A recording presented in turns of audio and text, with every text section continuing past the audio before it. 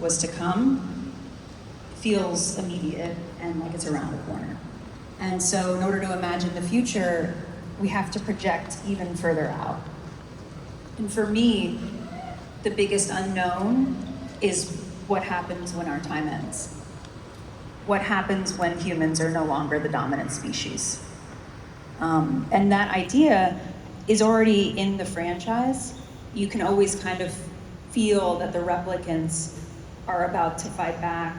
And in 2049, at the very end of the film, you know, spoilers. I think they've all seen it. I hope so. But that's definitely, you know, as an audience member, that's how I felt like it was being left off. And, you know, in my head, I imagined there had been this great war between the two sides. But to me, what was the most interesting wasn't the battle, but it was the aftermath. What does it look like to lose? And for humans, if they're only given a much smaller slice of the pie, how do they keep their humanity? And that's where the idea for Korra came out of. So this is obviously 50 years further into the future, and I think fans are curious, like, about connections to the past two films. What can fans expect? Are we hearing familiar names? Are there nods to the past? Well, there's certainly a tie to the canon, right? I mean, anytime one dives into this universe, you put a target on your back because you follow Ridley Scott and Denis Villeneuve, right? One of the greatest filmmakers of all time and arguably the greatest living filmmaker today. So it's a big challenge.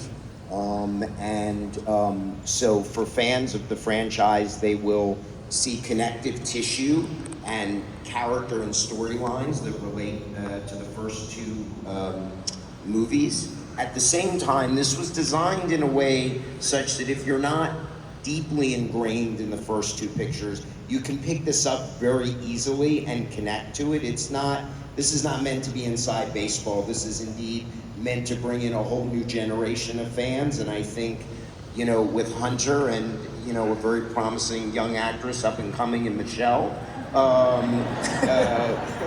we're very excited for the new generation to come.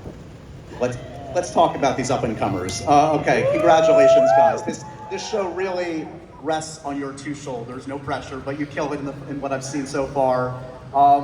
Introduce us to Korra and Owen a little bit. Michelle, what can we say about your character in this? Up and coming, I really like that. I've got a long way to go. That's great. Owen, you know, when Blade Runner, iconic, visionary, and one character that always stayed with me, echoing what you just said, was Roy Blatty. You know, when I was young, I thought, he is so cool. And so when I was offered to play a replicant, I was like, yes, because I really want to explore a character I would have never had an opportunity, who was not human, but what is being human after all, at the end of the day. So I'm really grateful for this, and since I'm an up-and-coming actor, I hope this will take me to the stars. So I hope I have all your support.